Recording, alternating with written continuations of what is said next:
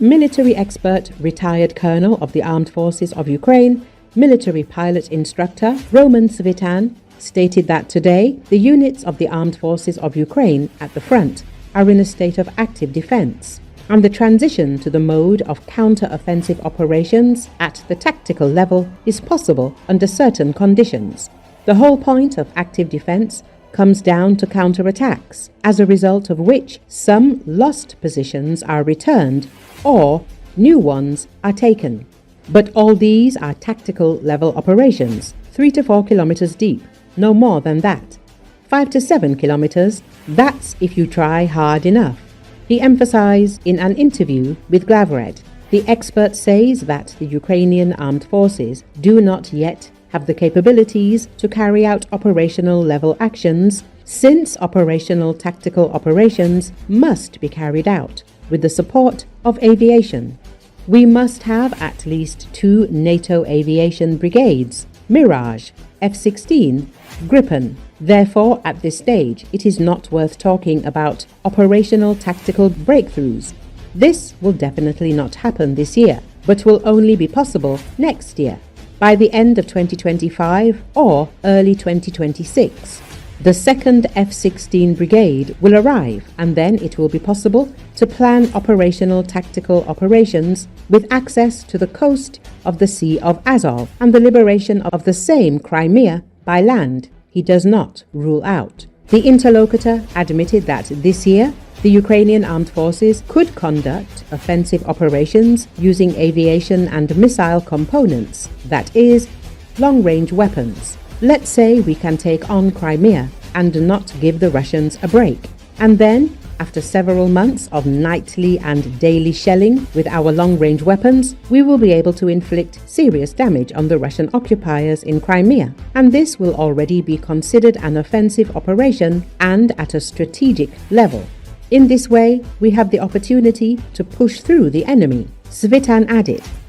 Recall that earlier it was reported that the Ukrainian Armed Forces would launch a counterattack and the Russians would be pressed to the border. Further expansion of the territory controlled by the Ukrainian Armed Forces is possible soon. Alexander Kovalenko does not rule out.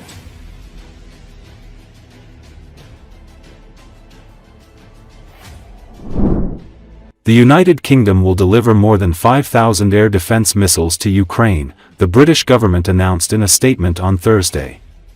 The UK and Ukraine will sign a defense agreement on the supply of missiles for air defense systems from the British company Thales today at this year's Ukraine Recovery Conference, taking place in Rome. The UK has committed to producing missiles for Western air defense systems in support of Ukraine over the period of 19 years in a £2.5 billion project. According to the British government statement, the defense agreement will help Ukraine continue its resistance in the war launched by Russia. This announcement underlines our continued support for Ukraine, boosting their air defenses against devastating drone and missile attacks and supporting the critical work to reconstruct this nation and provide the hope that they need, the government press service quoted UK Deputy Prime Minister Angela Rayner as saying. Under the deal, the UK will also provide up to £283 million in bilateral assistance to Ukraine over the coming year. Additionally, £10.5 million will be allocated for the governance reform programme and up to £1 million to support Ukraine's Green Transition Office in the 2025 to 2026 financial year.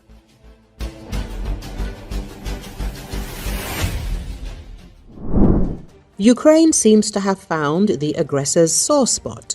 Drone raids, which paralyze the normal life of the aggressor country, cause acute discontent among the Kremlin and near-Kremlin elites. A post by the well-known Putinist Ekaterina Mizulina, who heads the so-called League of Safe Internet in Russia, but in fact is engaged in the persecution of opponents of the regime, was indicative. She complained about problems with communications and the internet, doubting the effectiveness of their jamming. It's strange, but even on Wi-Fi in Telegram, photos and videos load slowly. I won't even mention calls. Does turning off mobile internet really help solve the problem of UAVs? They jam the internet, but they fly further and further, wrote the representative of Putin's regime. In reality, jamming the internet has little effect on Russia's drone problems. In fact, it creates chaos and outrage even among pro-government activists. Mizulina's statement clearly demonstrates growing irritation even in circles close to power. At the same time, communication restrictions are becoming a widespread phenomenon.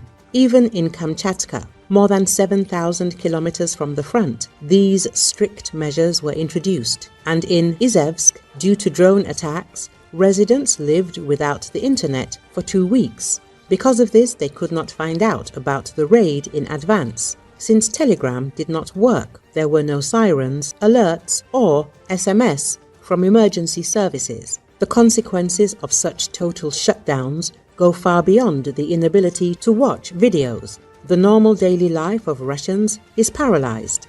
It becomes impossible to order a taxi through apps, pay for purchases online, use banking services that require an internet connection, or even just contact loved ones.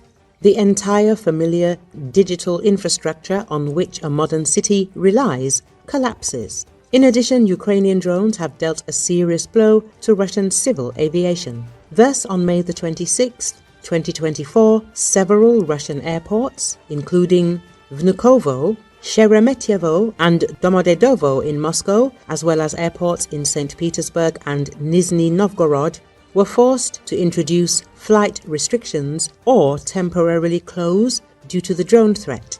These measures led to numerous flight delays and cancellations, causing frustration and discontent among thousands of passengers. Russian authorities were forced to admit that flight safety cannot be guaranteed, which indicates systemic problems with air defense. Thus, the war against Ukraine, which, according to the Kremlin, was supposed to bring victory and stability, is increasingly turning into chaos and inconvenience for the Russians themselves, affecting even the most privileged strata of society.